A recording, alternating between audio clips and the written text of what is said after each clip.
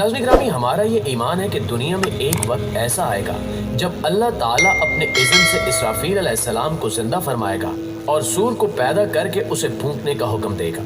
लिहाजा अल्लाह के हुक्म के मुताबिक इसराफील अलैहिस्सलाम सूर फूंकेंगे और सूर फूंकते ही तमाम अव्वलीन व आखरीन मलाइका, जिन, इंस और हैवानात अल्लाह के हजूर एक मैदान में पेश हो जाएंगे जिसे हम मैदान हशर कहते हैं।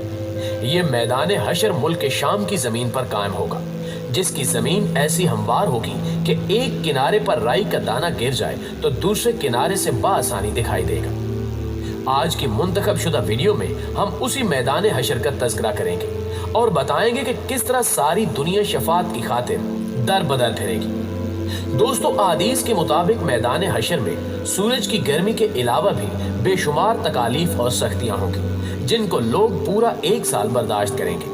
और अहादीस के मुताबिक फिर एक साल बाद लोग परेशान होकर अपनी शफात की गर्ज से हजरत आदम अलैहिस्सलाम के पास पहुंचेंगे और उनकी सिफात बयान करने के बाद अर्ज करेंगे कि ए सैयदना आदम, आप अबुल बशर हैं। अल्लाह ताला ने आपको अपने दस्ते कुदरत से पैदा फरमाया और आप में अपनी रूह फूंकी और अल्लाह ने फरिश्तों को हुक्म दिया कि आपको सजदा करें, तो उन्होंने आपको सजदा किया और आपको जन्नत में सकूनत बख्शी। ये सिफात बयान करने के बाद लोग हजरत आदम अलैहिस्सलाम से इल्तिजा करेंगे कि क्या आप अपने रब की बारगाह में हमारी शफात फरमाएंगे, और क्या आप देखते नहीं कि हम किस मुश्किल सूरत हाल में हैं और हमें कितनी बड़ी तकलीफ ने घेर लिया है। हजरत आदम अलैहिस्सलाम इस सवाल का जवाब देते हुए फरमाएंगे कि मेरे रब ने आज ऐसे गजब का इजहार फरमाया है कि ऐसा गजब न कभी पहले फरमाया था और न आइंदा फरमाएगा। मुझे उसने एक दरख्त का फल खाने से मना फरमाया था तो मुझसे उसके हुक्म की तामील में लग्ज़श सरसाद हुई। लिहाजा मुझे अपनी जान की फिक्र है, इसलिए तुम हजरत नूह अलैहिस्सलाम के पास चले जाओ। लिहाजा लोग हजरत नूह अलैहिस्सलाम की बारगाह में हाजिर होकर अर्ज करेंगे कि ए सैयदना नूह, आप अहले ज़मीन के सबसे पहले रसूल हैं और अल्लाह ताला ने आपका नाम अब्दुल शकूर यानी शुक्रगुजार बंदा रखा, तो क्या आप नहीं देखते कि हम किस मुसीबत में हैं? क्या आप देखते नहीं कि हम किस मुश्किल सूरत हाल में हैं और हमें कितनी बड़ी तकलीफ ने आ लिया है? क्या आप अपने रब की बारगाह में हमारी शफात फरमाएंगे? वो फरमाएंगे कि मेरे रब ने आज गजब का वो इजहार फरमाया है कि न कभी पहले ऐसा इजहार फरमाया था और न आइंदा ऐसा इजहार फरमाएगा। लिहाजा मुझे खुद अपनी फिक्र है और मुझे अपनी जान की पड़ी है। जिसके बाद हजरत नूह अलैहिस्सलाम लोगों को हजरत इब्राहीम अलैहिस्सलाम के पास जाने के लिए कहेंगे। लिहाजा सब लोग हजरत इब्राहीम अलैहिस्सलाम के पास आएंगे और कहेंगे कि आप अल्लाह के नबी और सारी ज़मीन वालों में इसके दोस्त हैं, इसलिए आप अपने परवरदिगार के यहाँ हमारी सिफारिश कीजिए।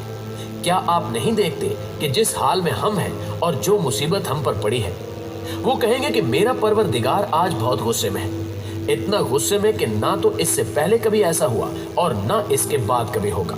जिसके बाद हजरत इब्राहीम अलैहिस्सलाम अपनी झूठी बातों को बयान करेंगे और कहेंगे कि इन्हीं बातों की वजह से मुझे खुद अपनी फिक्र है, लिहाजा तुम हजरत मूसा अलैहिस्सलाम के पास जाओ। जिसके बाद वो लोग मूसा अलैहिस्सलाम के पास जाएंगे और कहेंगे कि ए मूसा अलैहिस्सलाम, आप अल्लाह के रसूल हैं और अल्लाह ताला ने आपको अपने पयाम रिसालत और कलाम से तमाम लोगों पर फजीलत और बुजुर्गी दी है।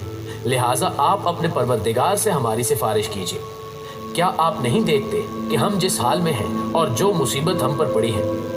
मूसा अलैहिस्सलाम उनसे कहेंगे कि आज मेरा रब ऐसे गुस्से में है कि इतना गुस्से में ना इससे पहले कभी हुआ और ना इसके बाद कभी होगा, और मैंने दुनिया में एक शख्स को कत्ल किया था जिसका मुझे हुक्म ना था, इसलिए मुझे अपनी फिक्र पड़ी है। लिहाजा तुम हजरत ईसा अलैहिस्सलाम के पास जाओ। जिसके बाद वो हजरत ईसा अलैहिस्सलाम के पास आएंगे और कहेंगे कि ए ईसा, आप अल्लाह के रसूल हैं और आपने माँ की गोद में लोगों से बातें की और आप अल्लाह का वो कलमा है जिसको उसने मरियम की तरफ डाला था और उसी की तरफ से रूह है। लिहाजा आप अपने रब से हमारी सिफारिश कीजिए। क्या आप नहीं देखते कि हम किस हाल में हैं और कितनी बड़ी मुसीबत हम पर पड़ी है? ईसा अलैहिस्सलाम उनसे कहेंगे कि आज मेरा रब बहुत गुस्से में है, इतना गुस्से में कि ना इससे पहले कभी देखा था और ना कभी इसके बाद देखूंगा। मुझे तो खुद अपनी फिक्र है, लिहाजा तुम हजरत मोहम्मद सल्लल्लाहु अलैहि वसल्लम के पास जाओ। लिहाजा अब मखलूक हजरत मोहम्मद सल्लल्लाहु अलैहि वसल्लम के पास आएगी और सब कहेंगे कि आप खुदा के रसूल और खातमुल अंबिया हैं اور آپ کے سر پر کوئی گناہ نہیں ہے، اس لیے آپ صلی اللہ علیہ وآلہ وسلم اپنے پروردگار سے ہماری سفارش کر دیجئے۔ آپ صلی اللہ علیہ وآلہ وسلم عرش کے پاس آئیں گے اور اذن طلب کریں گے، پھر جب اذن ہوگا تو آپ سجدے میں گر پڑیں گے۔ آپ صلی اللہ علیہ وآلہ وسلم دیر تک سجدے میں رہیں گے، پھر آواز آئے گی کہ اے محمد سر اٹھاؤ، جو کہو گے سب سنا جائے گا اور جو مانگو گے دیا جائے گا، شفاعت کرو قبول کی جائے گی۔ آپ صلی اللہ علیہ وآلہ وسلم عرض کریں گے الہی امتی امتی، حکم ہوگا جاؤ، جس کے دل میں جو کے دانے کے برابر بھی ایمان ہوگا اس کو نجات ہے۔ آپ صلی اللہ علیہ وآلہ وسلم خوش ہو جائیں گے اور اس کی تعمیل کر کے پھر حمد و ثنا کریں گے اور سجدے میں گر پڑیں گے۔ پھر صدائے غیب آئے گی، اے محمد سر اٹھاؤ، کہو سنا جائے گا، مانگو عطا کیا جائے گا، شفاعت کرو قبول ہوگی۔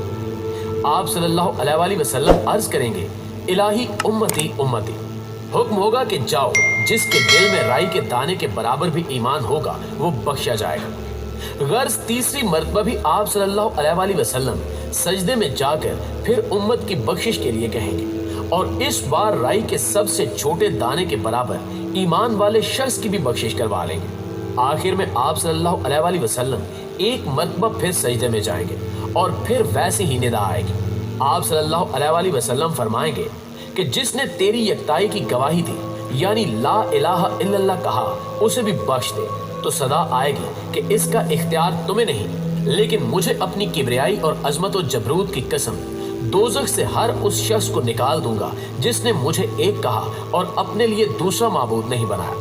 اس طرح تمام مسلمانوں کو آپ صلی اللہ علیہ وآلہ وسلم کی شفاعت نصیب ہو جائے گی۔ دوستو، اگر ہم میدان حشر کے منظر کی بات کریں تو احادیث میں ملتا ہے کہ روز محشر زمین و آسمان کی سب مخلوق، فرشتے، جنات، انسان، شیاطین، جانور، پرندے تمام اکٹھے ہوں گے، پھر سورج طلوع ہوگا اور اس کی تپش پہلے سے دوگنی ہوگی اور اس کی حرارت میں موجود کمی دور ہو جائے گی۔ سورج لوگوں کے سروں پر ایک کمان کے فاصلے کے برابر آ جائے گا۔ اس وقت عرش الہی کے سائے کے سوا کہیں سایہ نہیں ہوگا اور اس کے سائے میں ابرار ہوں گے۔ سورج کی شدید تپش کے باعث ہر جاندار زبردست دکھ اور مشکل میں ہوگا اور لوگ ایک دوسرے کو ہٹائیں گے تاکہ ہجوم کم ہو، جبکہ اس وقت لوگ اللہ تعالیٰ کے سامنے حاضری کے خیال سے انتہائی شرمندہ اور ذلیل ہوں گے۔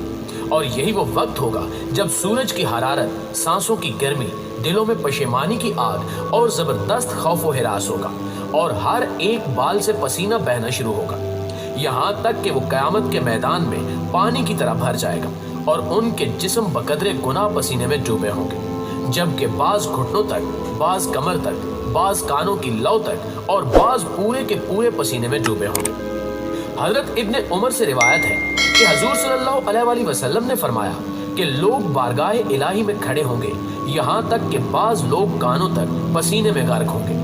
اس وقت تمام ستارے بکھر جائیں گے اور سورج چاند کی روشنی ختم ہونے کے باعث زمین اندھیرے میں ڈوب جائے گی اور اس حالت میں آسمان اپنی تمام تر عظمت کے باوجود پھٹ جائے گا۔ آسمان جس کا حجم 500 سال کی مسافت اور جس کے اطراف و کنار میں فرشتے تسبیح میں مشغول رہتے ہیں، اس کے پھٹنے کی ہیبت ناک آواز قوت سماعت پر زبردست خوف چھوڑ جائے گی اور آسمان زردی مائل پگھلی ہوئی چاندی کی طرح بہہ جائے گا اور سرخی مائل تیل کی طرح ہو جائے گا اور ننگے پاؤں لوگ وہاں بکھرے ہوئے ہوں گے۔ ارشاد نبوی ہے کہ لوگ ننگے پاؤں ننگے بدن اٹھیں گے اور اپنے پسینے میں کانوں کی لوؤں تک ڈوبے ہوں گے۔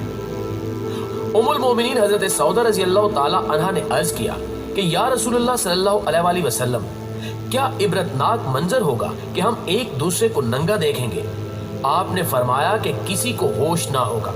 اس دن لوگ ننگے ہوں گے اور ہر کسی کو اپنی پڑی ہوگی اور کسی کو دیکھنے کا ہوش تک نہ ہوگا، جبکہ لوگ مختلف حالتوں میں چل رہے ہوں گے، کوئی پیٹ کے کوئی منہ کے بل چل رہا ہوگا، مگر ہوش میں نہ ہوں گے کہ کسی کی طرف توجہ کر سکیں۔ ناظرین گرامی، اس تمام صورتحال کو دیکھتے ہوئے ہمیں اللہ تعالیٰ سے دعا کرنی چاہیے کہ جب تک ہم جئیں تب تک ہمیں اسلامی اصولوں پر عمل کرنے کی توفیق عطا فرمائے اور آخر میں ہمارا خاتمہ ایمان پر فرمائے۔ آمین ثم آمین۔